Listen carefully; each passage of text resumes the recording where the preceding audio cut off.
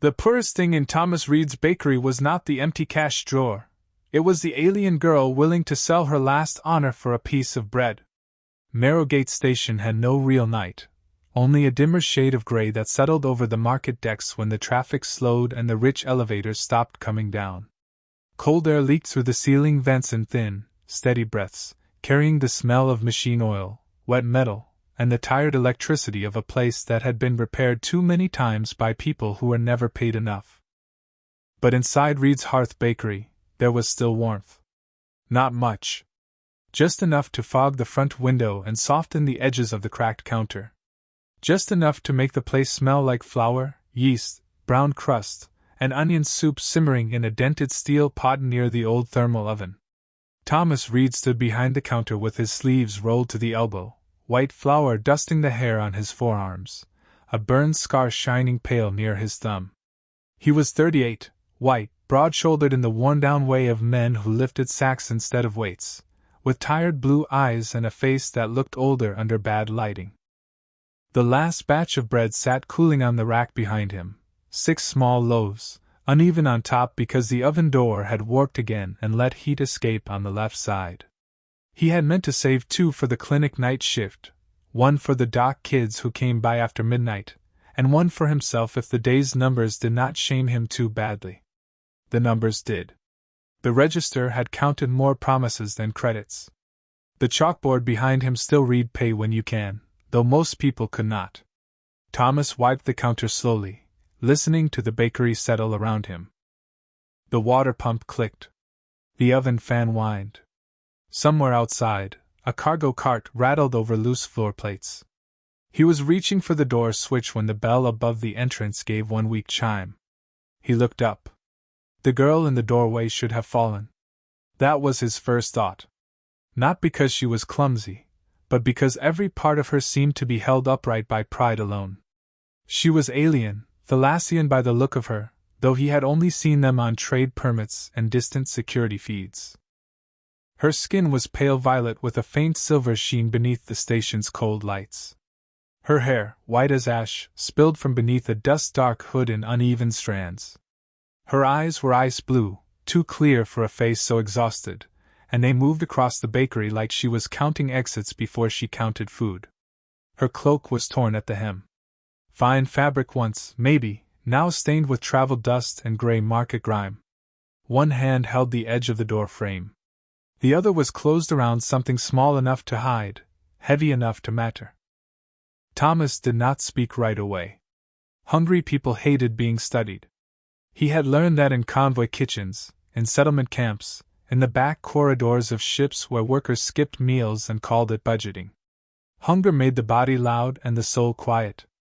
He reached under the counter, took one of the warm loaves from the rack, and set it near the knife. The girl saw it. Her throat moved. Then she forced her gaze away from the bread and stepped to the counter with careful dignity. Each step cost her. She placed a cracked silver medal on the wood between them. It landed with a soft, final sound. Not a coin. Not jewelry. A medal. Old silver, darkened at the edges, shaped like a flame cupped inside a circle. One side was split by a thin fracture, but the symbol still held its shape. Thomas did not touch it. The girl pushed it forward with 2 fingers. "Bread," she said. Her voice was dry, controlled, and almost gone. "Whatever this buys." Thomas looked at the medal. Then at her hand. The fingers were shaking. She tried to stop them by pressing them flat on the counter. It made the shaking worse. Outside the window, 2 miners passed under the blue corridor lights and did not look in. Marrowgate was good at not looking. A person could grow thin, disappear, break apart in public, and the station would keep selling oxygen by the minute. Thomas picked up the medal at last. It was heavier than it looked, warm from her palm, engraved with marks his translator did not catch. Something official. Something earned. Something that had probably once opened doors. He turned it over, then slid it back across the counter toward her. Her face changed so quickly it hurt to see. Not anger. She had expected anger. Not surprise. She had spent that already. It was the small hollow collapse of someone discovering that the last valuable thing they owned was not valuable enough. "I have nothing else," she said. Thomas took the warm loaf, cut it cleanly in half, and placed both halves on a plate. Then he ladled onion soup into a bowl, thick with cheap broth and soft bread ends, steam rising into the cold bakery air. He added a cup of water and a folded napkin. Only then did he push the plate toward her. "I said no to the medal," he said. "Not to you." She stared at the food. Then at him. Suspicion sharpened her eyes, but hunger dragged them back to the bread. "What is the price?" "There is no price." That made her more afraid than if he had named one. Thomas saw it and stepped back from the counter, giving her room. "Sit by the oven. It is warmer there." She did not move. "No price means the price is hidden." "Not here. Every meal has a claim." "Not here." Her fingers closed around the medal. "Human, I am not asking for charity." "Good," Thomas said. "Because I am not offering charity. I am offering dinner." The distinction seemed to confuse her. He understood why. People with full stomachs loved turning food into morality. The hungry knew better. Food was not virtue. It was time. It was heat. It was one more hour in which the world had failed to finish you. The girl reached for the bread as if the plate might vanish. She tore a small piece first, slow, controlled, almost ceremonial. Then the smell reached her fully, warm wheat and salt and steam, and her control cracked just enough for him to see the person under the armor. She ate faster. Not rudely. Desperately, with one hand still curled around the medal, as if someone might demand it after all. Thomas turned away and busied himself at the sink. He rinsed a pan that was already clean. He checked the oven gauge. He wiped flour from the scale. Anything to avoid making her hunger into a performance. Behind him, the spoon touched the bowl once, twice, then more quickly. The bakery filled with small sounds, bread tearing, soup cooling, the vent fan whining, the bell above the door swaying faintly from her entrance. After a while, she whispered, "Why?" Thomas kept his hands under the water. "Because you were hungry." "That is not a reason." He shut off the faucet. Water cost extra after midnight. "It is the first reason." She did not answer. When he turned back, she had finished half the soup and was holding the bowl in both hands, letting the heat soak into her fingers. Her eyes were on the chalkboard behind him. "Pay when you can." "You will lose money," she said. "I already do that professionally." Her brow tightened, not understanding the joke. Or maybe understanding it, and not trusting herself to respond. Thomas took an old work coat from the hook beside the oven and draped it over the nearest chair, not over her shoulders. Choice mattered. "If you want, sit there until the storm cycle passes." "I cannot stay." "Then sit until you can leave without falling." The girl looked toward the door. Then the window. Then the back hallway. Always exits. Always distance. Finally, she moved to the chair by the oven and lowered herself into it with the careful grace of someone determined not to show pain to a stranger. The coat remained on the chair back for a full minute before she pulled it around herself. Thomas pretended not to notice. The medal lay beside her bowl, silver against dark wood, the broken flame catching the oven light. Whatever it was, it had brought her here. Whatever it meant, she had been ready to trade it for bread. Thomas began stacking the remaining loaves into a paper sack. One for the clinic. One for the dock kids. One more, quietly, for her. The bell above the door trembled in the corridor draft. Outside, Marrowgate kept walking past the hungry. Inside, a tired human baker refused to buy a starving girl's last piece of dignity, and neither of them knew yet that this refusal would keep a kingdom's final truth alive. The girl by the oven ate like someone trying to remember manners from another life. Small pieces first. Careful sips. Shoulders straight even while the warmth worked its way back into her hands. Thomas Reed stayed behind the counter and gave her the greatest luxury he could afford on Marrowgate Station. He did not watch too closely. The bakery had settled into its after-hours quiet, the kind made of cooling metal, soft fan noise, and the occasional tick from the old thermal oven as its panels contracted. Outside the front window, the market deck had thinned to shadows and late-shift workers moving under blue-gray lights. A cleaning drone bumped into a trash bin, corrected itself, and bumped it again with the stubborn sadness of cheap programming. Thomas stacked loaves into paper sleeves, pretending this was a normal night. It was not.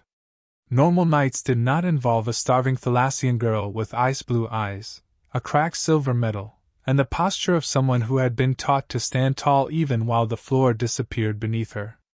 She finished the soup and set the bowl down without a sound. Then she placed the spoon inside it, perfectly centered, as if returning borrowed equipment to a military tray. "Thank you," she said. The words seemed unfamiliar in her mouth. Not because she was ungrateful. Because she had probably learned that gratitude could be used against a person. Thomas nodded. "You want more?" Her eyes moved to the pot before she could stop them. Then pride pulled them back. "No." Thomas lifted the ladle. "That was not a test." She looked away. "Then yes." He refilled the bowl, added the softer heel of a loaf, and set it on the table near the oven instead of making her come to the counter. She watched him do it, measuring the distance, the movement, the absence of demand. Everything about him seemed to make her more suspicious. He understood that. The station trained people to expect hooks. Free heat meant surveillance. Free shelter meant labor. Free food meant a ledger somewhere waiting to grow teeth. Thomas took the cracked metal from the counter and carried it back to her with the bowl. He set it beside her hand. "You will want to keep that close." Her fingers closed over it immediately. "You do not know what it is." "No, it could be stolen." "Is it?" Her gaze lifted sharply. There it was again, that flash beneath exhaustion. Not helplessness. Steel. Thomas held up one flour-dusted hand. "You do not have to answer." "Then why ask?" "Because sometimes people need to hear that someone is willing to believe the answer." She stared at him as if he had set a second impossible thing on the table. First bread without payment. Now belief without proof. The oven light caught the silver sheen under her pale violet skin and turned the cracked metal red gold at the edges. "My name is Sarah," she said. It came too quickly this time, too clean, like a bandage pressed over a deeper wound. Thomas heard the lie. He accepted it the same way he accepted unpaid tabs from dock workers who promised next week with eyes that already knew next week would be worse. "Thomas," he said. "Read." "I know. It is on the window. That is how I remember it." The faintest crease touched her brow. Almost confusion. Almost amusement. Then it vanished. She ate the second bowl more slowly, now that her body believed there might be enough. Thomas pulled a chair near the counter, far from her corner, and sat to repair the oven latch with a screwdriver and a length of copper wire. The latch had been failing for months. He could not afford the replacement part. He could, however, persuade old metal to hold one more day if he spoke to it with enough patience and profanity kept under his breath. Sarah watched the work over the rim of her bowl. "You repair your own machines? If I paid someone else, I would have to start charging customers who actually pay. That is not sustainable. Neither is Marrowgate. We all keep pretending." She looked toward the chalkboard. "Pay when you can." Beneath it, in smaller writing, Thomas had listed names and numbers with no pressure, no dates, no threats. Miko, 2 loaves. Jan Crew, 6 rolls. Clinic night shift, 12 breads unpaid. Doc kids do not count. Her eyes stayed on the last line. "Children come here? When the vents get cold. And you feed them? Usually the ugly loaves. Kids do not care if bread is pretty. Why write do not count?" Thomas bent the copper wire around the latch pin. "So I remember not to." Sarah looked back at her soup. Something in her face tightened, not from pain, but from a memory that did not fit through words. For a while, only the tools spoke. Screwdriver. Hinge. Wire. The oven fan. Then she said, In my world, food is counted before it is grown. Thomas twisted the latch into place. Sounds hungry. It is efficient. Those two things get confused by people who are already full. She did not answer, but the line landed. He could see it settle. She looked at the bread in her bowl, at the medal in her hand, at the coat around her shoulders. The coat was too large for her, brown, patched near the elbow, dusted with flour at the cuffs. She wore it like armor she did not trust yet. You were military, she said. Thomas glanced down at himself. Bakery give that away? Your movements. Your supply board. The way you place yourself between the entrance and the room. He stopped working for a moment. Kitchen corps. Colonial convoy. Long time ago. A soldier? A cook. That is not the same. Tell that to a crew that has not eaten in 30 hours. She considered this with serious attention, as if re-evaluating an entire category of human usefulness. You fed soldiers. Miners. Pilots. Mechanics. Refugees. Whoever command put in front of the pot. And now? He tightened the final screw. The latch clicked. A small victory. Now I feed whoever walks through the door before closing. Sarah's hand moved unconsciously over the metal. Even if they bring danger. Thomas looked at the front window. The corridor beyond was empty, but Marrowgate never felt empty. Cameras hid in old fixtures. Informants traded whispers for oxygen credits. Security patrols appeared wherever poverty looked profitable. Danger eats too, he said. That is foolish. Often. You admit it. I am 38 years old, running a failing bakery on a station where the air smells like wet bolts. I have made peace with my life choices looking questionable. She almost smiled. This time, it stayed a little longer. Then the bakery's public screen above the register flickered on by itself for the morning market feed. Thomas frowned. That thing is not supposed to start until 5. The screen cleared from static into an official Thalassian alert, all silver letters and cold blue borders. Sarah went still. Thomas stood slowly, screwdriver in hand. The image sharpened, a sketchy surveillance still of a pale violet Thalassian female in a hood, face partly obscured, but the eyes were unmistakable. Beneath it, the text scrolled in standard English. Fugitive Guard assets sought for theft of Royal Hearth metal. Suspected rebel collaborator. Report immediately. Reward authorized by Marshal Veyron Kale. The number that followed could have bought Thomas a new oven, paid the bakery debt, cleared the water account, and moved him to a station where the vents did not rain rust in winter. The screen's cold light washed over the warm bread, the repaired latch, the chalkboard, and the girl in his coat. Sarah rose too quickly. The bowl tipped but did not fall. Her face had gone blank in the terrible way of someone closing every inner door at once. I will leave, she said. Thomas looked at the alert. Then at the medal in her hand. The cracked flame symbol matched the image on the screen. Outside, down the corridor, other screens were waking with the same notice. Doors opened. Voices murmured. Marrowgate smelled money. Sarah took one step toward the back hall, not running yet, because pride still held the leash. You should claim the reward, she said. No. The answer came out before he shaped it. She stared at him. That reward saves your shop. Thomas reached up and switched off the public screen. The bakery returned to oven light and dim gold. Maybe. Then why? He walked to the front door, turned the lock, and flipped the sign from open early to closed. The click sounded louder than it should have.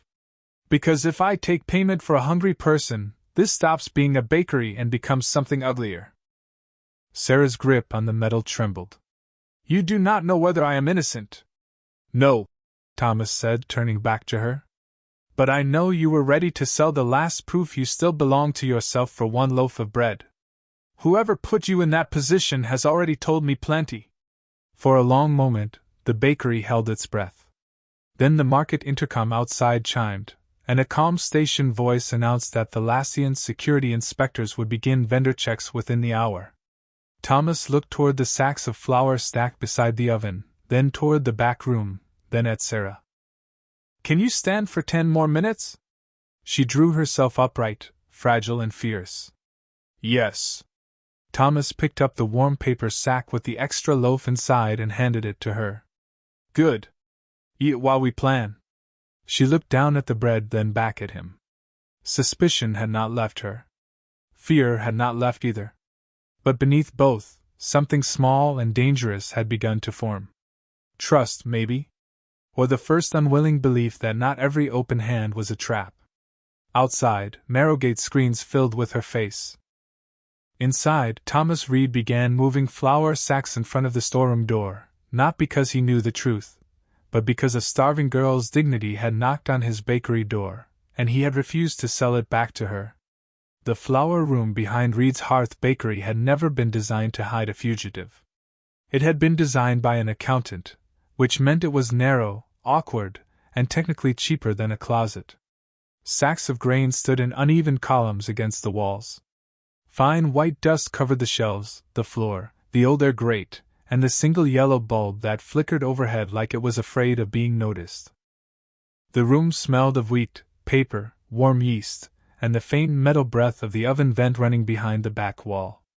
Thomas Reed moved quickly but not loudly, stacking 2 50-pound flour sacks in front of the inner door, while Sarah stood near the worktable with the paper bag of bread in one hand and the cracked silver medal in the other. From the market deck outside, the station alert repeated every few minutes, calm and deadly polite. Vendor inspection beginning. Cooperate for continued licensing. Report suspicious persons immediately. Each announcement seemed to tighten the air by another notch. Thomas shoved the last sack into place and wiped flour across his apron. "All right. If anyone asks, I am baking clinic bread. The flour room is unstable because the vent clogs, and you are not here." Sarah's ice blue eyes moved over the sacks. "This will not stop a proper search. It is not supposed to stop one. It is supposed to make a bored one annoying. That is your plan? That is the first layer of my plan." "How many layers?" Thomas glanced toward the front room, where the oven fan whined and the cooling racks clicked. "As many as I can make up before they knock." She studied him with the same exhausted suspicion, but beneath it was something new. Not comfort. Not yet. A reluctant attention, as if she had begun measuring him not as a threat, but as a problem that kept choosing kindness. "You should let me leave through the service duct. You can barely stand. I can crawl." That sentence is not as reassuring as you think. Her jaw tightened. "If they find me here, your bakery is finished." Thomas looked around the flour room. The stained walls. The patched pipe. The emergency bulb with its tired flicker. "This bakery has been trying to finish itself for 3 years. Do not give yourself all the credit." A sound almost escaped her. She pressed it down. Pride again. He was starting to recognize the shape of hers. Sharp at the edges, not because it wanted to cut, but because it had been the only thing keeping her whole. A heavy knock struck the front door. Both of them went still. Not loud. Official. 3 measured hits, each one with paperwork behind it. Thomas lowered his voice. "Eat that bread. Slowly. This is not the moment. It is exactly the moment. Fear burns through food fast." Another knock. The market outside had gone quieter. People were listening. Marrowgate loved a search almost as much as it loved a reward. Thomas reached for the medal. Sarah pulled it back instantly, eyes flashing. He stopped, palm open.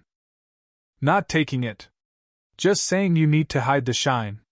She looked at the medal, then at him, then tucked it beneath the inner wrap of her cloak against her chest. The symbol disappeared, but Thomas had already memorized it.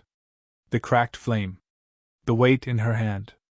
The way she guarded it like the last warm coal from a house that had burned behind her. He stepped out of the flour room and pulled the door mostly shut, leaving a thumb-width gap for air. Then he moved the mop bucket in front of it, sprinkled flour across the floor to blur any tracks, and walked to the front of the bakery with the calm expression of a man who had not hidden a wanted alien behind his oven. He unlocked the door. Two Thalassian inspectors stood outside with stationed security behind them. The inspectors were tall, silver-skinned, and dressed in dark blue coats with polished white collar plates. Their faces had the smooth neutrality of people trained to turn suspicion into procedure. One carried a flat scanning device. The other looked past Thomas at the bread racks. The station's security officer behind them looked uncomfortable, which meant he knew Thomas, owed Thomas, or both. "Thomas Reed," the lead inspector said. "Commercial baker. Permit under debt review. You are closed during market activation." Thomas leaned on the door frame. "Oven latch problem. You are producing goods. Clinic order. Documentation."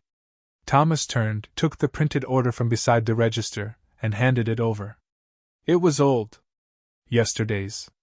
He had changed the date by hand, which was the kind of lie only a desperate baker or a very confident idiot would try. The inspector read it. Thomas waited. The oven breathed heat behind him. The flour room remained silent. The inspector looked up. "This order is manually altered. So is the oven." The station's security officer coughed into his hand. The inspector did not smile. He stepped inside. The scanner came alive with a soft, rising tone. Thomas moved behind the counter, slow enough not to seem nervous, fast enough to keep himself between the inspectors and the flour room. The scanner swept over the racks, the soup pot, the counter, the register, the coat hook, the chalkboard. It paused on the chalkboard. "Pay when you can." The second inspector read the names there with mild distaste. "You extend informal credit. People extend informal hunger. Irregular business practices invite irregular associations. You should put that on a mug." The station officer stared at the floor, fighting for his life against a laugh that would have ruined everyone's morning. The lead inspector turned toward the back hallway. "Storage area." Thomas wiped his hands on his apron. "Flour room is venting oven heat. Bad for sensitive equipment. Open it." The scanner tone changed as they approached the hallway. Under the normal hum came a thin chirp, brief and uncertain. Thomas felt his pulse climb. In the flour room, Sarah would hear it too. He imagined her standing behind the sacks, bread untouched, metal pressed to her chest, calculating whether she could run. He reached the oven first, and opened the main door. Heat rolled out in a thick wave, carrying the smell of browned crust and the bitter edge of a tray left too long near the back. The inspector's scanner chirped louder, then fuzzed into static. Thomas grabbed the tray with padded gloves and set it on the counter. "There is your heat interference." The lead inspector lifted the scanner away from the oven blast, irritated. "Close that. You asked to inspect during baking? Close it." Thomas closed the oven halfway, not all the way. Enough heat continued spilling out to fog the scanner's edge display. The inspector moved toward the flour room again. The device flickered yellow. "Metallic signature behind the wall." Thomas shrugged. "Old vent housing. Open the room." "I would not. That was not a request." Thomas placed one hand on the flour room door. He could feel, faintly, a pressure from the other side. Not Sarah leaning.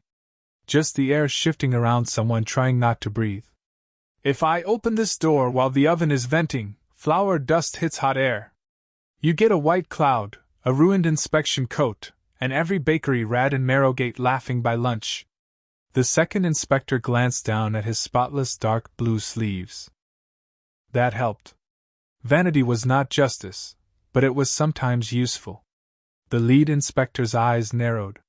"You talk too much for a baker. I work alone. Words build up." The scanner chirped again. Longer this time. The inspector raised it toward the gap under the flour room door. Thomas saw the yellow line sharpen. Behind the door, a floorboard creaked softly.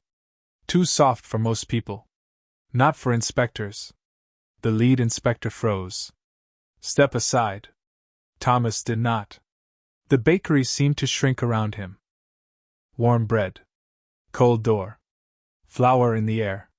The chalkboard full of debts. The metal hidden behind a thin wall. He thought about the reward number. He thought about the oven repair bill.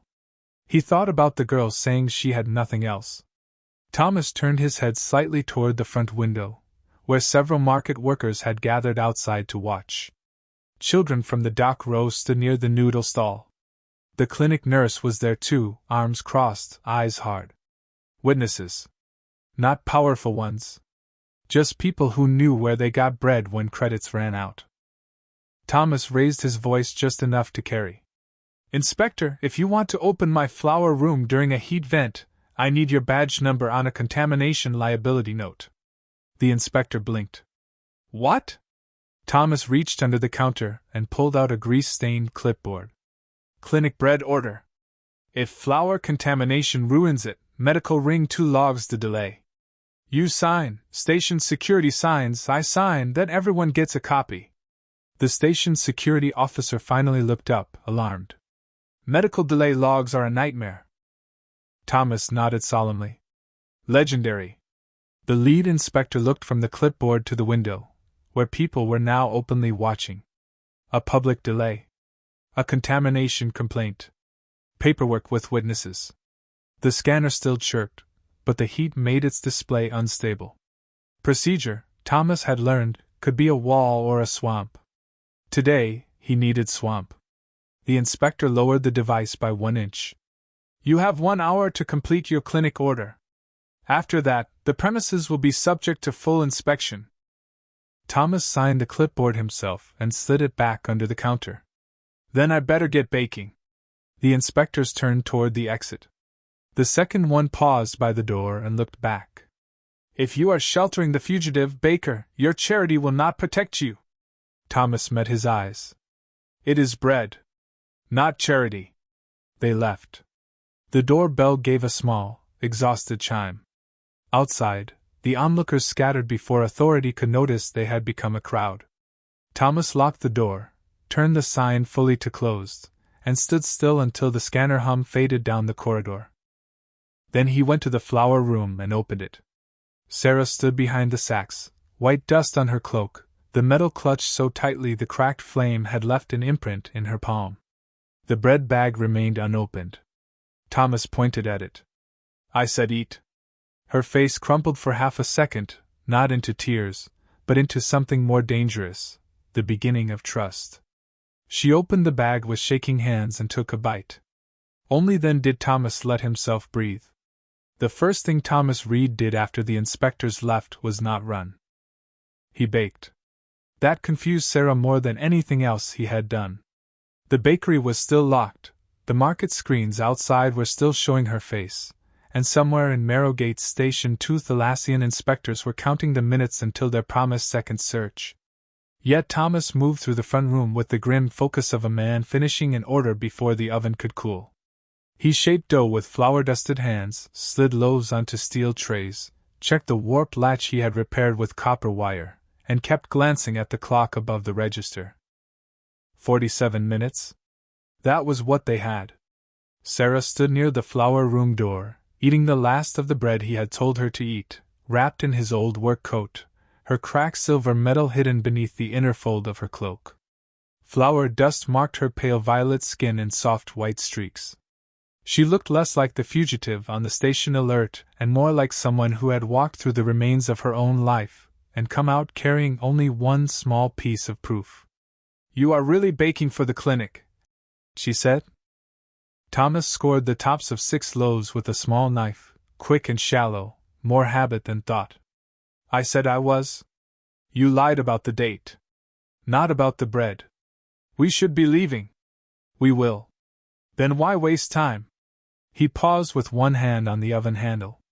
Warm light spilled over his face, catching the tired lines around his eyes. Because if the clinic does not get bread, patients miss breakfast. Night nurses blame themselves for things they cannot fix. Doc kids here I closed and come looking. Also, if I leave without finishing the order, the inspectors know I was lying about everything instead of only some things. Sarah stared at him. Your lies have moral categories? Most human lies do. We just pretend they do not. He slid the trays into the oven and closed the door. The latch held. A small mercy. The bakery filled again with the smell of rising dough, warm and ordinary, almost cruel in how normal it felt. Outside, footsteps passed the window. Voices murmured around the official alerts. Marrowgate was waking fully now, and hunger was no longer the only thing moving through the market. Greed had joined it. The reward notice had put a price on Sarah's head large enough to make decent people look away from their better selves. Thomas crossed to the register and tried to open the payment console. Red text blinked back at him. Account review pending. Commercial functions limited. There it is, he muttered. Sarah moved closer. What happened? They flagged the bakery. Because of me. Because of inspectors with clean coats and no sense of humor. Thomas. He looked at her then, and the joke died. Her face had gone still in that way again, every emotion locked behind discipline. But he could see guilt working under the surface, sharp and useless. Do not pick up every bad thing in the room and call it yours, he said. That gets heavy. Your account is frozen. Temporarily. Your clinic payment will not clear. Probably not. Your suppliers will stop delivering. He leaned on the counter. Have you considered a career in motivational speaking? She did not smile. She reached beneath her cloak and pulled out the metal. The cracked silver flame caught the oven light, glowing faintly red along the fracture. She placed it on the counter between them again, slower than before. Not desperation this time. Decision. Take it. Thomas looked at the metal. No, listen to me. I am. Still no. Her voice sharpened, not from anger, but from fear trying to disguise itself as command. This is not payment for bread. This is compensation for damage done. Sell it, pawn it, trade it to someone who understands the Lassian markings. It will keep your shop alive long enough for you to leave before they return. Thomas did not touch it. That metal is why they are chasing you. Yes. Then I am definitely not taking it. It is mine to give. Maybe. But not mine to profit from. Sarah's hand tightened on the counter edge. You do not understand what refusing costs. I am starting to. No. You are not.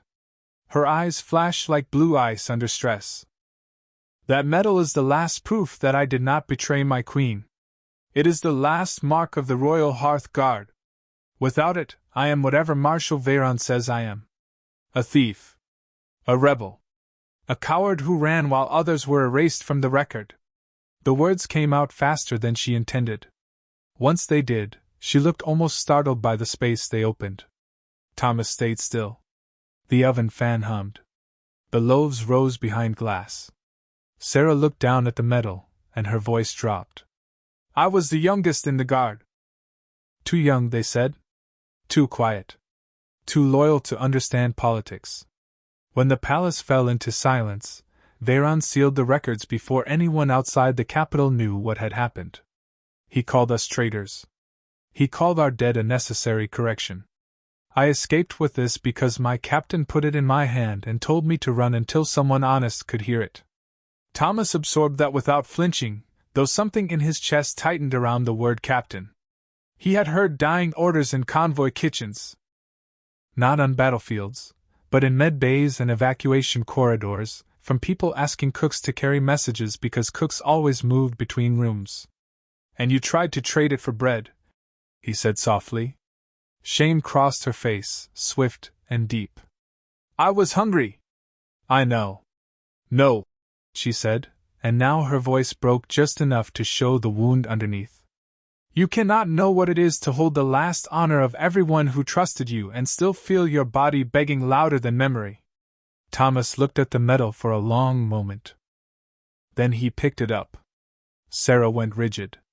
He turned it over in his flour-dusted fingers, studying the cracked flame, the worn edges, the tiny engraved names around the rim.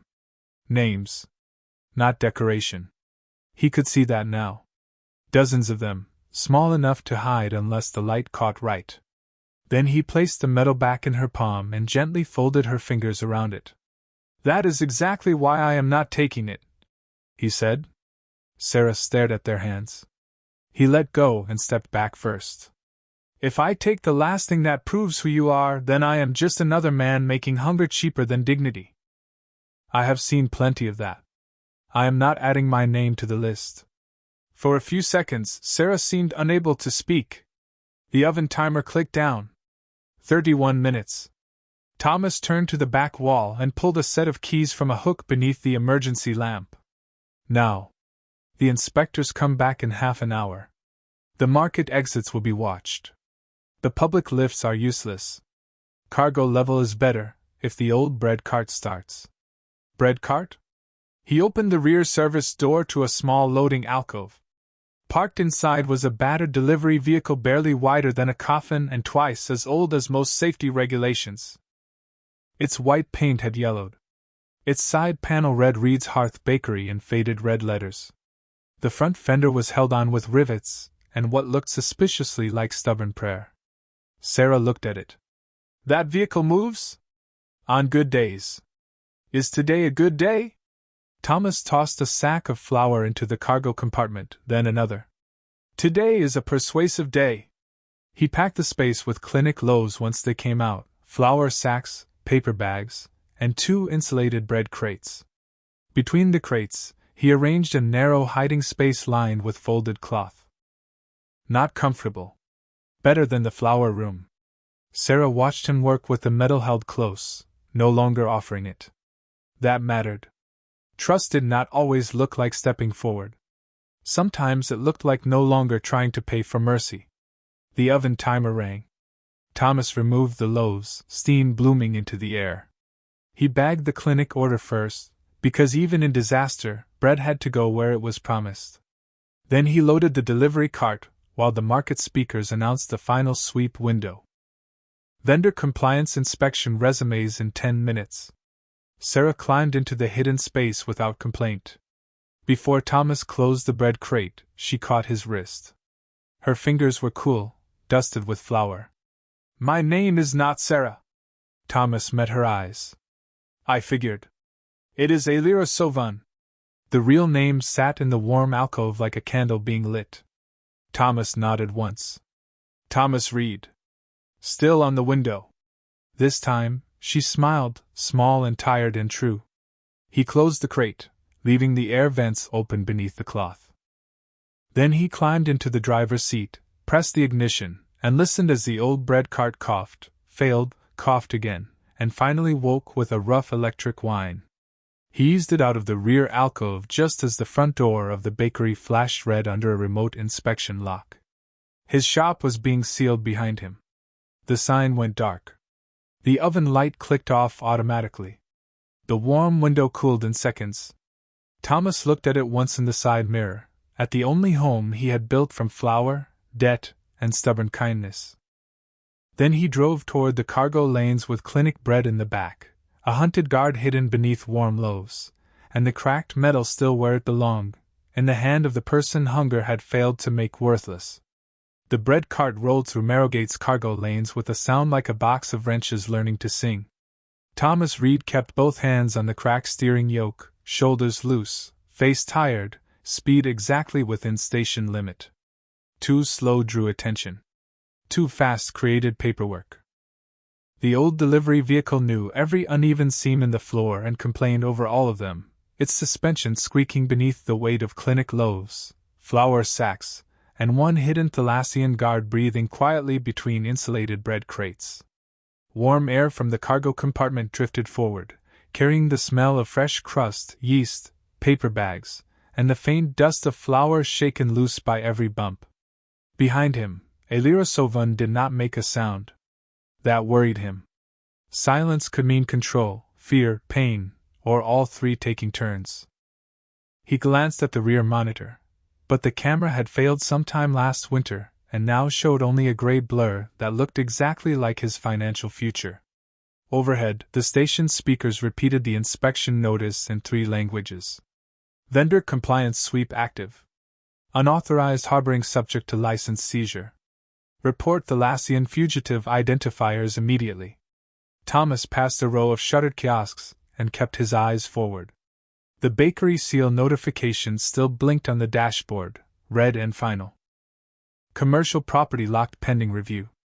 Payment account restricted. Oven access disabled. He had known it would happen. Knowing did not make it weigh less. Reed's Hearth Bakery had been one room, one oven, one failing sink, and more debt than comfort, but it had been his. The little front bell. The chalkboard. The smell of bread at 4 in the morning before Marrowgate remembered to be cruel. He pressed his thumb against the steering yoke until the plastic creaked. Then he eased off. Bread did not rise faster because a man gripped harder. Neither did courage. The cargo checkpoint appeared ahead, a low archway fitted with scanner ribs and station gates. Beyond it lay the relief docks, where independent aid ships loaded supplies for outer settlements.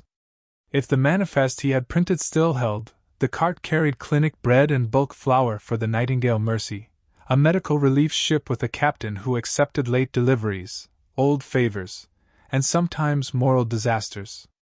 If the manifest failed, Thomas had a sealed bakery behind him, a wanted woman in the back, and no second plan he trusted.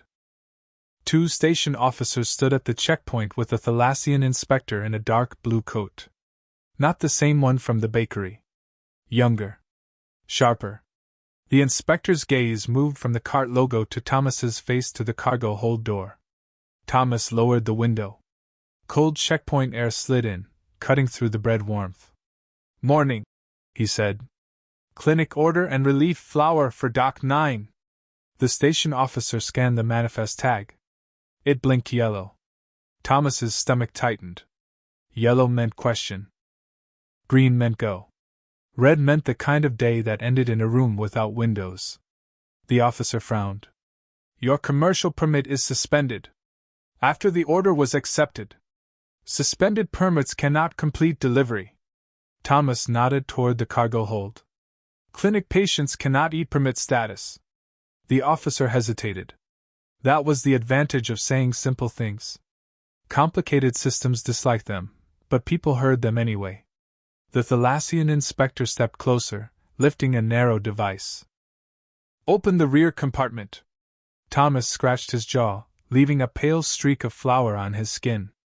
"Bread is temperature sensitive. Open it. You ever serve cold clinic bread to a night ward? Open it." No humor in that one. Thomas unlocked the rear panel from the dashboard. The door lifted with a tired hydraulic sigh. Warm air rolled out, thick with the smell of fresh loaves. Paper bags shifted. Flour sacks leaned in their straps. Between the crates, hidden under folded cloth and the geometry of desperate packing, a lira remained invisible unless someone knew exactly where to press.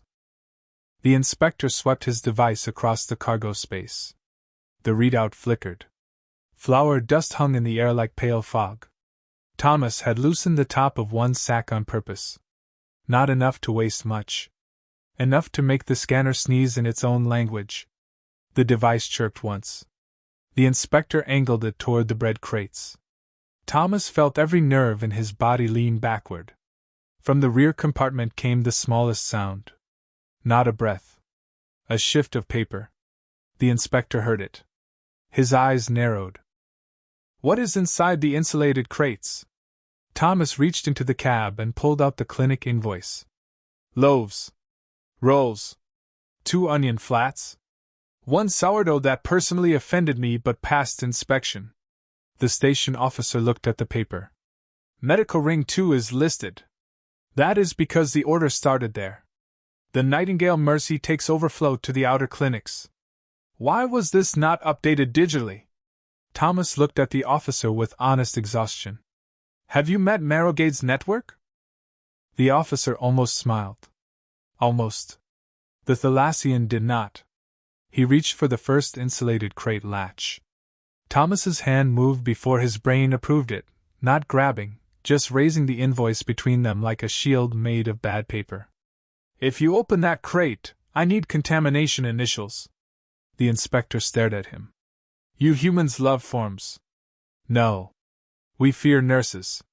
The station officer cleared his throat. "Medical food contamination does require logging. The inspector's jaw tightened. He was weighing suspicion against delay, authority against bureaucracy, hunger against pride. Thomas held still. In the cargo hold, Elira held still. The bread held its heat. The whole station seemed to narrow around the latch under the inspector's fingers. Then a new voice cut through the checkpoint speaker. Cargo cart Royal Hearth is cleared under Nightingale Mercy humanitarian priority. Release immediately. We have a pediatric ward waiting and an oven window missed by 12 minutes. The station officer looked relieved enough to age backward. Priority override confirmed. The Thalassian inspector did not move. Who issued that override? The speaker crackled. A woman's voice answered, dry as old paper. Captain Royal Hearth, registered commander, Nightingale Mercy. You can argue with me or explain to sick children why their breakfast became a prestige exercise. Thomas closed his eyes for half a second. He had never been so happy to be insulted by a stranger. The station officer waved the cart through. The inspector stepped back, but his gaze remained fixed on Thomas, then on the warm cargo hold, then on the faded bakery logo. This is not finished, he said. Thomas gave him a tired nod. Most mornings are not. The rear door closed. The gate opened. Thomas drove through at the same legal speed, because a man fleeing badly still had to respect optics. Only after the checkpoint disappeared behind a wall of stacked medical containers did he let out the breath he had been carrying. A soft knock came from the cargo hold. Once. Then twice. He pulled into the shadow of a supply loader and opened the side hatch just enough for air. Elira's face appeared between paper bags, dusted with flour, eyes bright and furious with unshed feeling. You risked the crate, she whispered. I risked the bread. You were extra. She did not laugh. She looked past him toward the checkpoint, then back toward the direction of the sealed market. Your bakery is gone. Thomas leaned one shoulder against the cart. The relief dock lights reflected in his tired eyes. Maybe. Maybe not. Ovens can be unlocked. Doors can be fixed. Flour can be borrowed. And if it cannot? He looked at the paper sack beside her, at the metal hidden beneath her cloak, at the last honor she had tried to trade because hunger had cornered her harder than fear. Then I will learn another kitchen. The words struck her harder than he expected. Elira lowered her gaze. In my language, there is a word for a person who protects a flame they do not own. Do I want to know what it means? It means foolish. Thomas nodded. That tracks. It also means sacred. The relief dock opened ahead, vast and white-lit, with the Nightingale Mercy waiting in berth 9. The ship was old but clean, marked with blue medical bands and cargo cranes moving steadily around its open ramp. Captain Royal Hearth stood below the loading lights, gray-haired, narrow-eyed, and holding a tablet like a weapon made of schedules. Thomas shut the hatch and guided the bread cart forward. The vehicle rattled, the loaves cooled, the past fell farther behind with every yard. In the cargo hold, Elira kept one hand on the cracked metal and one hand on the warm paper bag Thomas had given her. For the first time since walking into the bakery, she did not look for an exit. She looked toward the ship. The Nightingale Mercy smelled different from Marrowgate. Not clean exactly. No working ship was clean. But it smelled cared for. Antiseptic instead of mold. Warm plastic instead of rusted vents. Tea instead of stale coolant. Its cargo ramp swallowed the bread cart into a white-lit loading bay where medical crates were stacked in straight lines and every strap had a label. Thomas Reed noticed things like that. Labels meant someone expected tomorrow to matter. Captain Royal Hearth stood at the base of the ramp with her tablet tucked under one arm and the expression of a woman who had saved people for so long she had lost patience with anyone making it harder. She looked at Thomas first, then at the old bread cart, then at the flour dust leaking from the rear seams. You are late, she said. Thomas climbed down from the driver's seat. His knees complained when his boots hit the deck. I brought bread. I asked for bread, not a station incident with wheels. That was the deluxe delivery option. Her eyes narrowed. I issued a humanitarian priority override for you because Marrowgate owes me 12 favors and because your clinic bread has kept half my night patients from throwing meal trays at my staff. If there is anything in that cart besides flour and baked goods, you are going to tell me before my ship becomes a legal debate. Thomas glanced toward the rear hatch. There is someone who needs help. Captain Hart closed her eyes for 1 second, as if personally disappointed in the universe for being predictable. Of course there is. Elira Sovan stepped out from behind the insulated crates before Thomas could decide how to introduce her. She moved slowly, not because she wanted drama, but because exhaustion had begun collecting interest. Thomas's old coat hung from her shoulders. Flour marked her cloak. Her pale violet skin looked almost translucent under the medical lights, silver undertones catching at her cheekbones. The cracked metal rested in her palm, no longer hidden, its broken flame dull until the overhead scanners touched it. Captain Hart saw the metal and went still. Not frightened. Informed. Royal Hearth Guard, she said. Elira's chin lifted. Formerly. That is a dangerous word to bring onto my ship. I know. Are the charges true? Elira did not flinch. No. Captain Hart studied her for a long moment, then looked at Thomas. And you believe that? Thomas rubbed flour from his knuckles. I believe hungry people do not usually try to buy bread with the last thing that proves they used to stand for something unless the world has been very busy lying about them. Captain Hart's mouth twitched. That is not evidence. No, it is inconveniently human, though. She turned and snapped her fingers at a medic passing with a crate. Nolan, get water, nutrient broth, and a thermal wrap. Our guest looks too bad. Decisions from the floor. Elira stiffened. I am able to stand. Captain Hart did not look impressed. So are badly stacked crates until the ship turns. Thomas almost smiled. Elira did not, but the edge of panic in her eyes dulled by a fraction. The medic brought a silver pouch of broth, a cup, and a folded wrap. Elira took them with the formality of accepting battlefield orders, then seemed uncertain what to do with kindness delivered so efficiently. Thomas solved it by pointing to a low cargo bench. Sit before the captain assigns you a form. Captain Hart lifted her tablet. Do not tempt me. Elira sat. The thermal wrap settled around her shoulders, adding a thin shine over the old coat. She drank the broth in careful measured sips. Captain Hart watched her drink, then watched Thomas watch her drink, and something in the captain's face softened into tired recognition. You lost your bakery. It was not a question.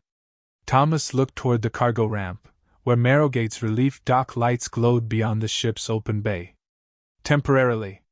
The station lock notice says otherwise. You read fast. I survive by reading faster than trouble. Thomas leaned against the bread cart. For the first time since leaving Reed's hearth, the adrenaline began to drain out of him. His hands felt heavy. His shoulders felt older. The thought of the sealed door, the dark oven, the cooling racks, the chalkboard with dock kids listed as do not count, arrived all at once and settled behind his ribs. He looked down before anyone could mistake silence for regret. It was never much, he said. Elira's voice came from the bench, low but firm. Do not make it small. The words crossed the loading bay and stopped him. He looked at her. She held the broth pouch in both hands, still pale, still tired, but her gaze did not waver. It fed people, she said. It sheltered me. It was not small. Captain Hart looked between them and wisely said nothing. Thomas swallowed and nodded once. All right. It was not small. The ship's ramp alarm chimed, and the cargo door began to rise. Outside, dock workers moved with quicker steps. A station notice flashed amber across the loading bay wall. Outbound humanitarian vessel Nightingale Mercy cleared for departure. Secondary security inquiry pending. Captain Hart glanced at it. That means we leave now or we spend 6 hours explaining why bread has enemies. She raised her voice. Seal cargo. Departure in 2 minutes. The crew moved at once.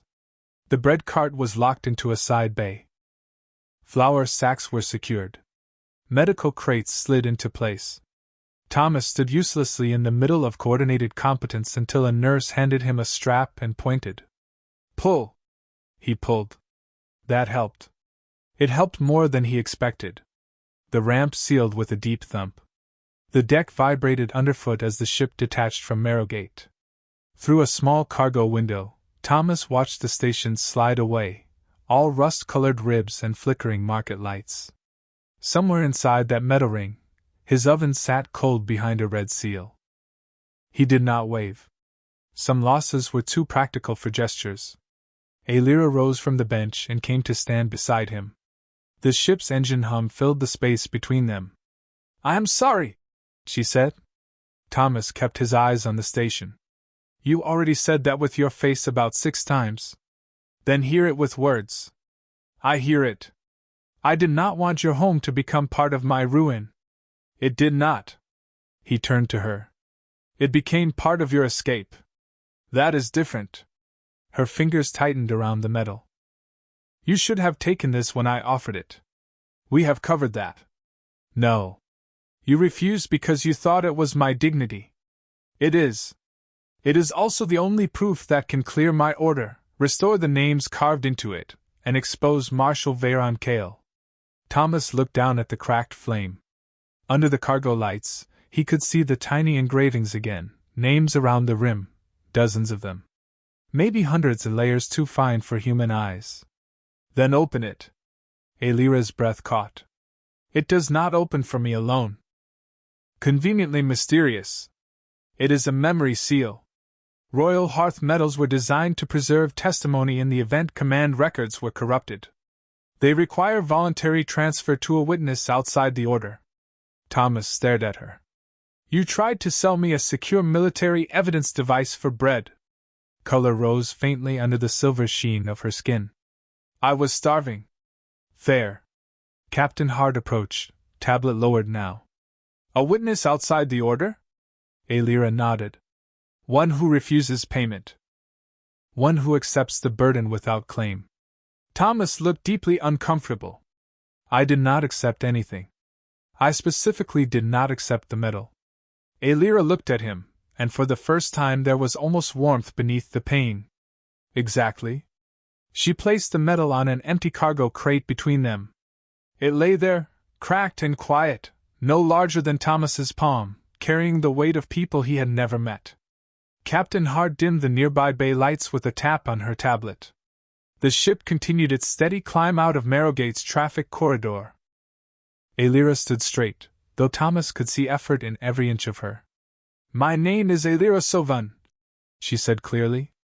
"Last surviving field bearer of the Royal Hearth Guard. I offer this seal not as payment, not as debt, and not as surrender, but as testimony." The metal answered before Thomas touched it. A red-gold glow seeped from the fracture line, spreading through the flame symbol like heat through coals. Thomas felt the hair rise on his arms. "What do I do?" Alira's eyes met his. "The same thing you did in the bakery." "Refuse to be normal?" "Bear witness." Thomas placed his flour-dusted hand beside the metal, not on top of it. That seemed important. The glow brightened. Fine lines of light lifted from the engravings, forming figures above the crate, the Lassian guards in formal armor, a queen with tired eyes, a command chamber bathed in emergency red, and a man in martial white sealing records with his own authorization. Voices came through next, layered but clear. Orders falsified. Witness list erased.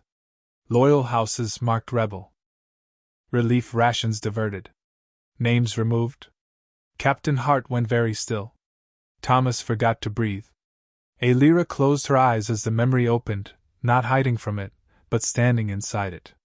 The final image was an older guard captain pressing the medal into younger Alira's hand. "Run until someone honest can hear it." The light faded to a single line of the Lassian text. Thomas's translator rendered it softly into English. Testimony preserved. Witness accepted. For a long time, no one spoke. The engine hummed. Medical crates clicked in their straps. Marrowgate shrank behind them, cold and bright and unaware that truth had just left its dock in a relief ship smelling faintly of bread. Thomas lowered his hand. There was flour on the crate beside the metal, white fingerprints around a royal flame. Alira opened her eyes and looked at him. You saved it because you would not buy it. Thomas shook his head slowly. No. You carried it. I almost sold it. But you did not. She looked at the memory seal, then at the last warm loaves cooling in their paper sleeves. Because you refused. Captain Hart picked up her tablet, already moving. I can transmit this to 3 refugee councils and 2 independent record courts before Veyron's people know what left Marrowgate. She paused at the hatch. Also, Mr. Reed, my galley oven is terrible. If you need to feel useful, it has been insulting bread for years. Thomas looked at Alira. For the first time since the bakery door sealed behind him, he smiled. Tired, small, real? I know my way around bad ovens. Outside the cargo window, the stars opened ahead. Behind them lay a locked bakery. Between them sat a metal no longer for sale. And in the warm hum of the Nightingale Mercy, a human baker who had lost his shop learned that sometimes refusing a price was the only way to let the truth keep its name. The Nightingale Mercy did not travel like a warship. It did not cut through space with arrogance, or announce itself with polished formation lights. It moved like a tired ambulance across a dark road, steady, practical, carrying supplies that mattered more than glory. Thomas Reed spent the first hour after the metal opened in the ship's galley, sleeves rolled up, hands deep inside an oven panel that had been installed by someone with either great optimism or no understanding of bread. The heating coils were uneven, the seal leaked at the lower hinge, and the temperature sensor had been lying by at least 20 degrees for what looked like several years. Captain Hart had not exaggerated. The oven insulted bread professionally. Thomas liked it immediately. Machines with obvious flaws were easier than people with hidden ones. Alira Sovun sat at the small metal table nearby with a thermal cup between both hands, watching the ship's wall display as Captain Hart transmitted copies of the memory seal to independent councils, refugee networks, old Thalassian houses, and one legal archive that required 6 confirmations and a prayer to whatever clerk had built the interface. Each successful transmission appeared as a white dot on the map. One by one, the dots spread across the sector like quiet lanterns. Alira did not celebrate. She read every confirmation with the stillness of someone waiting for the universe to change its mind. Thomas tightened a coil bracket and glanced over his shoulder. That is 14. 15. She said. The Kareth Refugee Court just acknowledged receipt. Is that good? It means the testimony cannot be buried by one authority. Then yes. That sounds aggressively good. She looked at him, and the corner of her mouth lifted. The smile was smaller than the ones people gave for happiness. It was the kind a person gave when relief hurt. Captain Hart's voice crackled from the intercom. Correction. 16 confirmations. Also, Mr. Reed, if you are removing parts from my galley, I want them returned in the same decade. Thomas leaned toward the ceiling speaker. If I return them as I found them, that would be negligence. That oven has fed medical staff for 9 years. That oven has warmed food. Feeding is a separate moral category. Alira lowered her cup to hide a smile. Thomas caught it and went back to work with exaggerated seriousness. For a few minutes, the galley held something dangerously close to normal. The hum of the ship. The smell of reheated tea. The soft rasp of a screwdriver. Warm light over a table bolted to the floor. Then the wall display shifted from white confirmations to amber alerts. Alira stood before the cup stopped rocking. Thomas knew that speed. Fear arriving before thought. Captain Hart came through the galley hatch with her tablet in hand and no patience left on her face. Veyron has responded. Alira's expression closed. How? By declaring the memory seal a forged rebel artifact, naming Thomas Reed as a paid human smuggler, and issuing detention orders for anyone distributing the file. Thomas pulled his head from the oven panel. Paid? Captain Hart looked at him. That is the part you object to. If I am going to be slandered across space, I would like the fiction to include financial competence. Alira did not laugh. Her eyes were locked on the tablet. On the screen, Marshal Veyron Kale appeared in a formal broadcast from the Thalassian capital, tall, silver-skinned, dressed in white command robes, his face composed with the kind of sadness powerful men wore when asking others to doubt victims politely. His words flowed through the ship's speaker, translated into calm English. The fugitive guard asset has corrupted foreign civilians with false evidence. No loyal citizen should confuse hunger theater with truth. The Royal Hearth medal was stolen. The so-called witness is a human vendor under financial distress. The broadcast ended with Veyron's seal replacing the image. The galley felt colder afterward. Thomas wiped his hands on a towel, leaving gray streaks of oven dust. Hunger theater, he said quietly. Something about that phrase found the wrong place in him. Not because it insulted him. Because it tried to turn Alira's empty stomach into a performance, her desperation into strategy, her suffering into an inconvenience for public relations. Alira turned away from the screen. He will make them doubt every word. Some, Captain Hart said. Not all. Enough. She set the cup down too carefully. He knows how to make truth look unstable. He has court channels, military channels, trade governors. The refugee councils will hesitate. The houses will wait to see who wins. Thomas closed the oven panel with a firm metallic click. Then we stop making it about who wins. Alira looked at him. What else is there? He reached to the side counter and picked up one of the test loaves he had pulled from the bad oven earlier. It was lopsided, pale on one side, nearly burned on the other. He set it on the table beside the tablet. This is what your marshal does. He points at a bad loaf and says bread is impossible. Captain Hart folded her arms. I sense a bakery metaphor approaching. Good. Means the navigation system is working. Thomas looked at Alira. He wants people arguing whether the medal is real. Let the courts handle that. They have the files now. What he cannot explain is why the names on that medal disappeared from public records. What he cannot explain is why relief rations were diverted. What he cannot explain is why the families of the Royal Hearth Guard were left hungry while he wore white robes on a full stomach. Alira was very still. Those records are sealed. Were sealed, Captain Hart said, tapping her tablet. The memory seal included routing references. Not the full ledgers, but enough to know where to request them. Thomas tore the bad test loaf in half, inspecting the crumb. Then request them publicly. Alira's eyes sharpened. A public petition through refugee court. And through medical relief networks, Captain Hart added. Harder to ignore if ration records are involved. Thomas nodded. Make it boring. Make it documented. Make it about bread. Alira looked from him to the torn loaf, then to the spreading white dots on the sector map. The idea moved through her slowly, not because she did not understand, but because it asked her to fight in a way no guard had trained her for.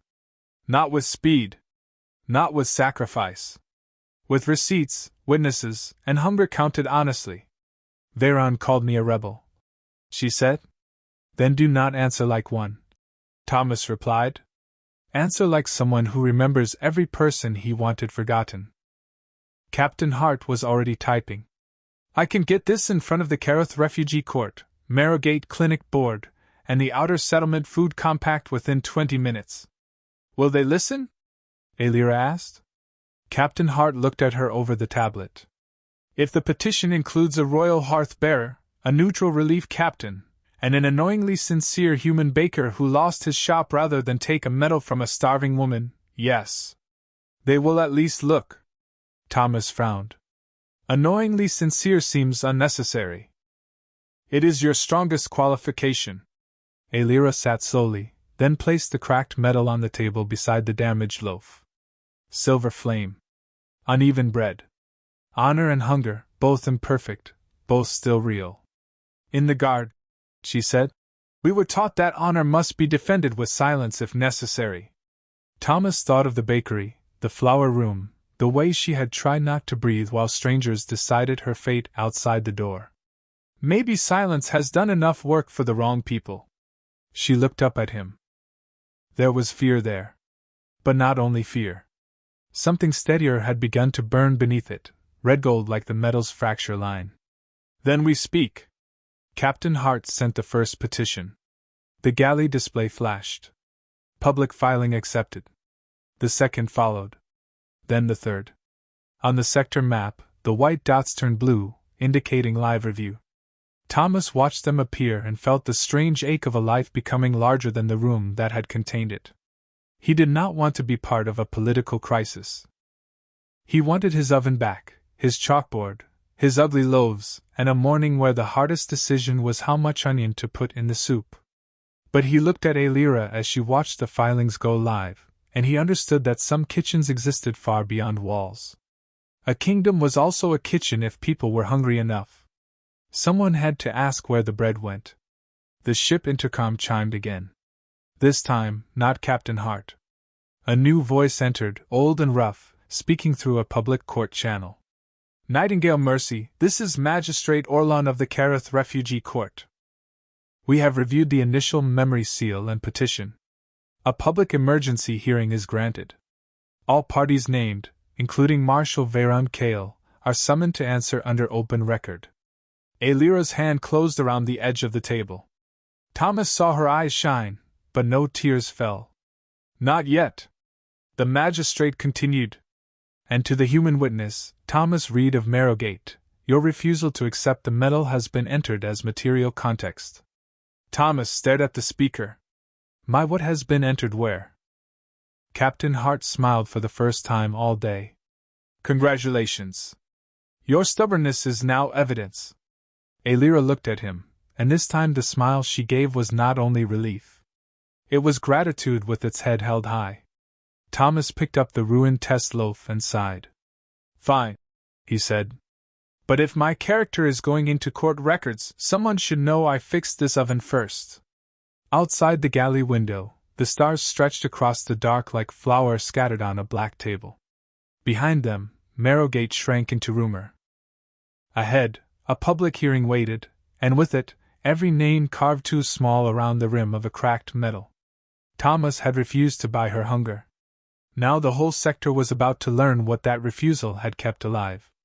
The public emergency hearing did not take place in a throne room, a military court, or any chamber designed to make small people feel smaller. It opened inside the Careth Refugee Court, a circular hall built into the side of an old relief station, where the walls were plain gray composite and the benches were made from recycled cargo crates polished smooth by years of worried hands. Thomas Reed liked it immediately. It smelled like coffee, floor cleaner, and tired people telling the truth because they had run out of safer options. The Nightingale Mercy docked 2 hours before the hearing, and Captain Hart marched them through the transit corridor with the speed of a woman who considered punctuality a moral weapon. Alira Sovan walked beside Thomas in his old work coat, clean now but still dusted faintly with flour at the cuffs. Her pale violet skin looked less fragile under the court lights, though exhaustion still shadowed her eyes. The cracked metal rested against her palm, not hidden, not offered, no longer for sale. Thomas carried a cloth-wrapped loaf from the ship's repaired galley oven because Captain Hart had told him witnesses should bring documents, and he had replied that bread was his most reliable document. The magistrate had not objected when he placed it on the evidence table beside the medal.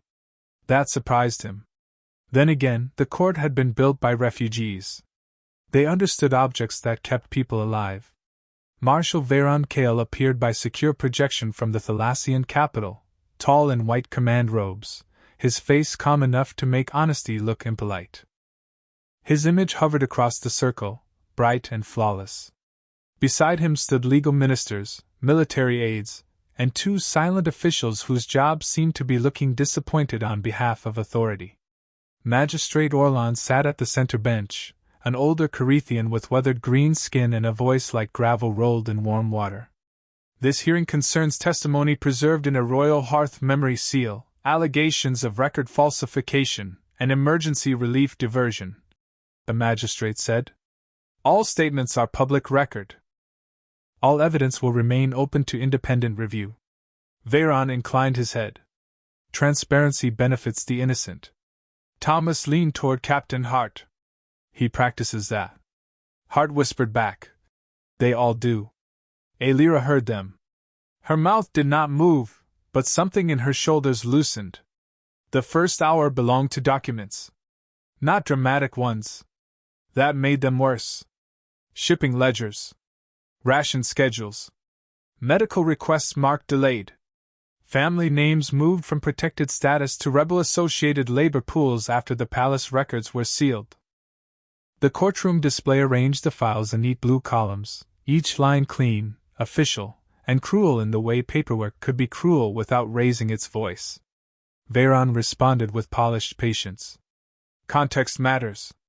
Emergency governance required swift classification.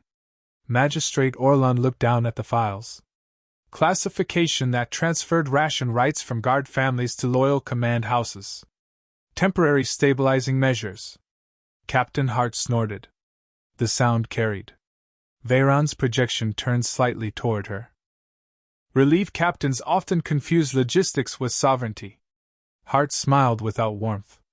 Only when sovereignty forgets to feed people. The court murmured. Not loud. Enough. Then Alira stepped into the witness circle. The metal's cracked flame glowed faintly as the court scanners recognized it. Thomas watched her from the side bench, remembering the first time she stood in his bakery doorway, one hand on the frame, too hungry to ask for help and too proud to fall. Here, in the court light, she stood the same way. Straight because the world had once demanded she bend. State your name and service, Magistrate Orlon said. Alira Sovan, field bearer of the Royal Hearth Guard. Veyron's expression softened with manufactured sorrow. Former guard asset Sovan was young, frightened, and manipulated during a chaotic transition. Her memory seal may contain partial records, but trauma is not a court system. Thomas felt his jaw tighten. Alira did not look at Veyron. She looked at the magistrate. I was young. I was frightened. I was not confused. She placed the medal on the evidence table. Red gold light lifted from its fracture and unfolded the final memory again.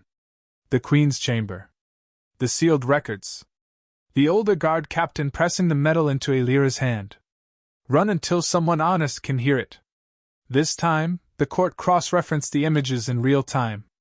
Location confirmed. Voice pattern confirmed. Command seal confirmed. Veyron's authorization appeared beside the memory in clean white text. The courtroom went very quiet. Veyron's face remained composed, but his aides began to move behind him, whispering to screens outside the projection frame. A sealed order is not betrayal, he said. It is governance under pressure. Alira finally turned to him. Then answered the ration routes. The display shifted. Captain Hart had done her work well. The court pulled public relief manifests from 5 stations, including Marrowgate. Food shipments meant for displaced guard families had been rerouted to command warehouses. Medical staples reduced.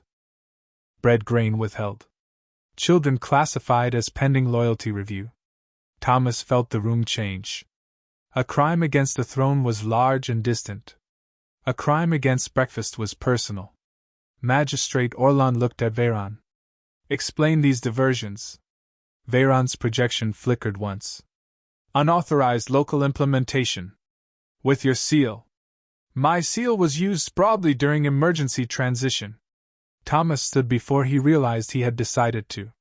Captain Hart's hand shot out, too late to stop him. Every eye turned. The magistrate looked over the rim of his glasses. Mr. Reed? Thomas held the cloth-wrapped loaf in both hands, suddenly aware that flour still lived permanently under his fingernails. He was not a lawyer. He was not a soldier. He was a baker without a bakery, standing in a refugee court because a starving girl had once pushed a medal across his counter.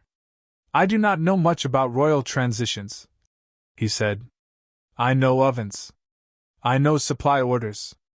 I know what happens when someone says food was delayed by mistake too many times in a row. Veyron's eyes narrowed. This human vendor has no standing to interpret state logistics. Magistrate Orlan raised one hand. He has standing as accepted witness to the memory seal. Continue. Thomas placed the loaf beside the glowing metal. It was simple bread, brown-crusted, slightly uneven, still warm enough to scent the air. People in the first row noticed. Hunger always noticed first.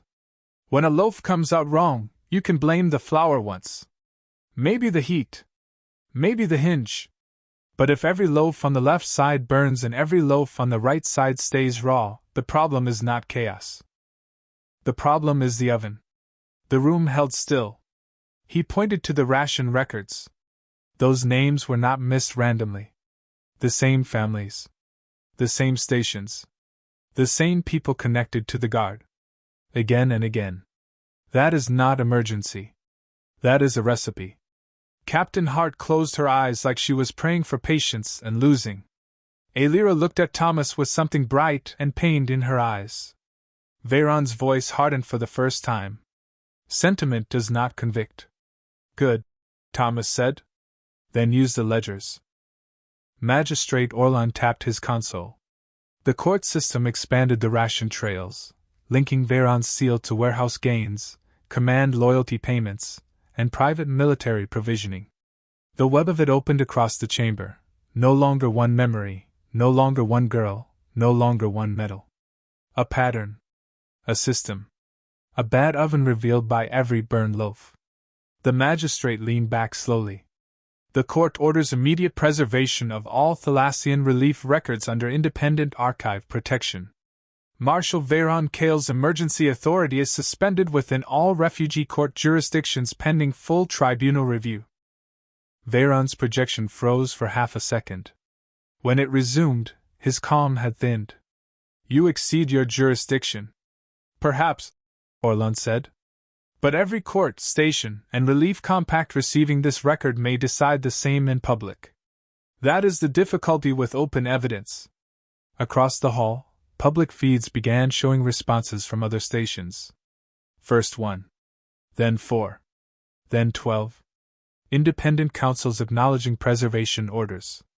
Relief networks freezing diverted shipments. Thalassian houses requesting clarification. The lie did not shatter like glass. It frayed like old rope, one strand at a time, until everyone could hear it giving way. Alira stood very still. Thomas saw her fingers hover near the metal but not close over it.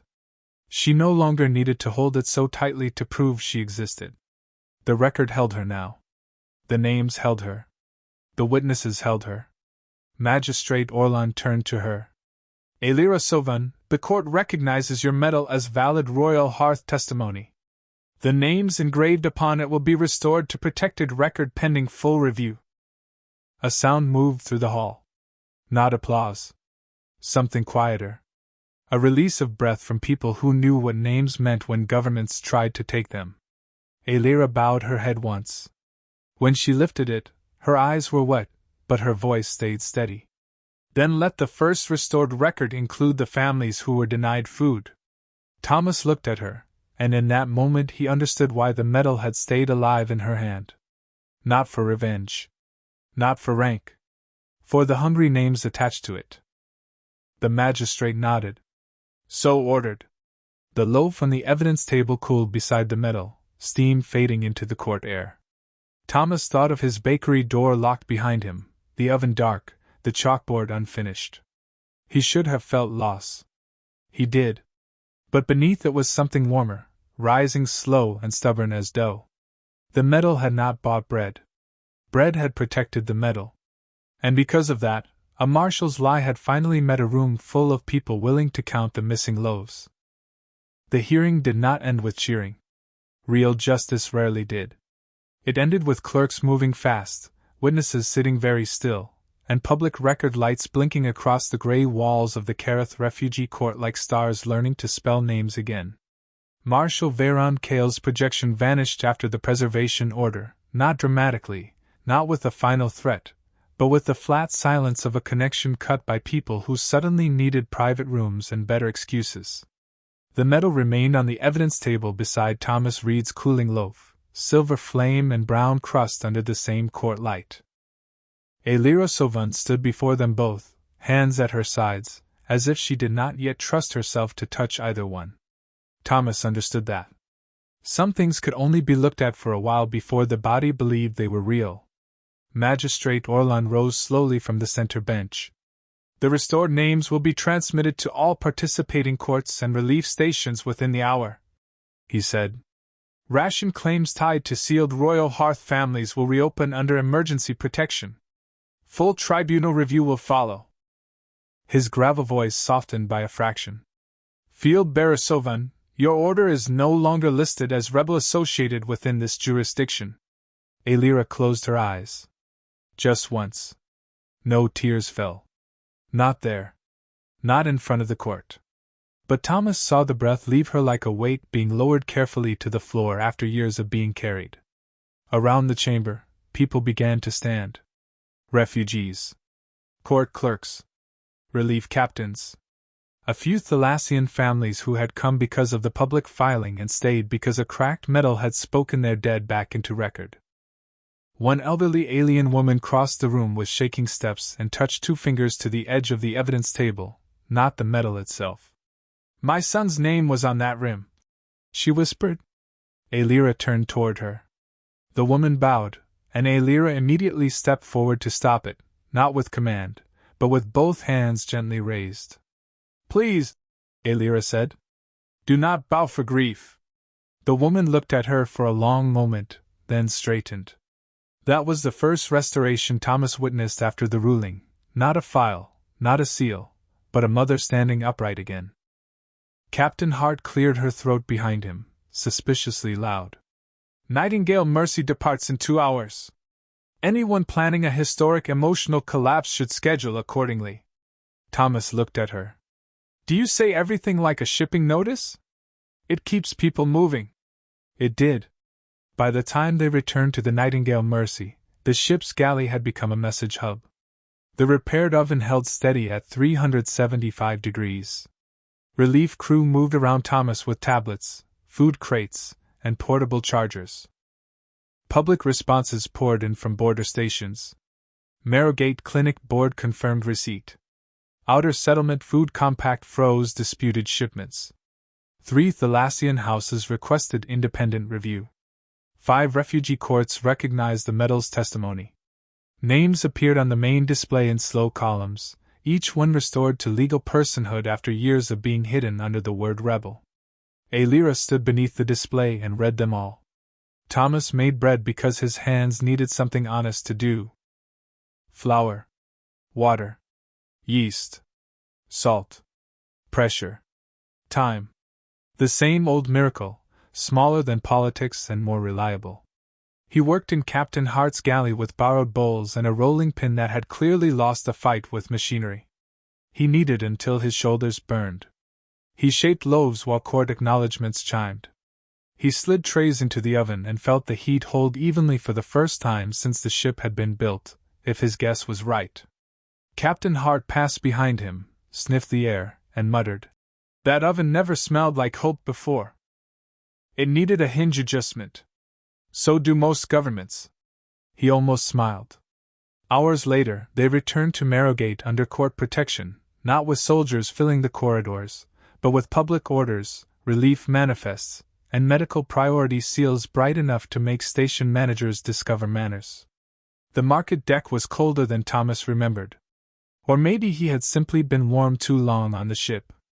Reed's Hearth Bakery sat behind a red security seal, its window dark, its front bells still visible through the glass. The chalkboard had not been erased. Pay when you can remained in white letters, and beneath it, the names waited. Elira stood beside him in the corridor, the metal restored on a simple cord around her neck. Not a weapon. Not a price. A record. The station manager fumbled with the unlocked tablet, while Captain Hart read the court order aloud in a voice that could peel paint. The red seal blinked, turned amber, then vanished. Thomas opened the door. The bell gave one weak chime. Inside, the air smelled stale, cold, and faintly of yesterday's bread. The oven was off. The counter was dusted with flour exactly as he had left it. His chest tightened so sharply that he had to set one hand on the door frame. Elira did not speak. She understood now that a home did not need to be grand to be sacred. Thomas walked behind the counter and touched the oven handle. "Still worked," he said. His voice came out rough. Captain Hart set a relief crate on the floor. "Good. You would be insufferable if everything worked." By evening, the bakery window glowed again. Not because Thomas had money. He did not. Not because the danger had fully passed. It had not. But the court had ordered emergency food distribution through trusted local vendors, and somehow Reed's Hearth Bakery had become the first official Marrowgate relief point. Thomas found that ridiculous. Then he found himself too busy to argue. Loaves came out in rows. Soup simmered. Clinic nurses arrived with carts. Docked children lined up by the door, wide-eyed at the sight of full baskets. Workers who had once owed him credits came to help carry sacks, repair shelves, scrub pans, and fix the sign. Nobody said charity. Nobody said hero. People ate. That was enough. Elira stayed near the side counter, recording names for restored ration claims, her handwriting precise, her expression steady. Sometimes people recognized the medal and stared. Sometimes they thanked her. Sometimes they could not speak at all. She treated each silence with care. Near closing, Thomas found her looking at the original loaf he had placed in a cloth basket beside the medal on the counter. The bread was fresh, but shaped like the first one he had given her, uneven, warm, plain. "One was my honor," she said softly, touching the medal. "One saved it." Thomas wiped his hands on a towel. "Bread did its job." She looked at him then, and the oven light caught the silver beneath her violet skin, the tiredness around her ice-blue eyes, the dignity hunger had bent but never broken. "No," she said. "You did." He shook his head. "I just refused a bad trade. That is what honor is sometimes." Outside, Marrowgate's cold vents breathed against the window, but inside the bakery, warmth held. The chalkboard had a new line now, written by one of the dock kids in crooked letters. "No one sells their name for bread." Thomas pretended not to notice until he could do it without his eyes burning. Elira placed the cracked metal beside the basket of loaves, not as payment, not as surrender, but as a promise that the restored names would never again be hidden where hunger could erase them. The bakery bells swayed gently in the heated air. Thomas looked at the room, at the people eating, at the guard who had once offered him her last proof of self because the world had made her that hungry. He had not bought her medal. He had given her bread. And somehow, that was how a kingdom remembered honor.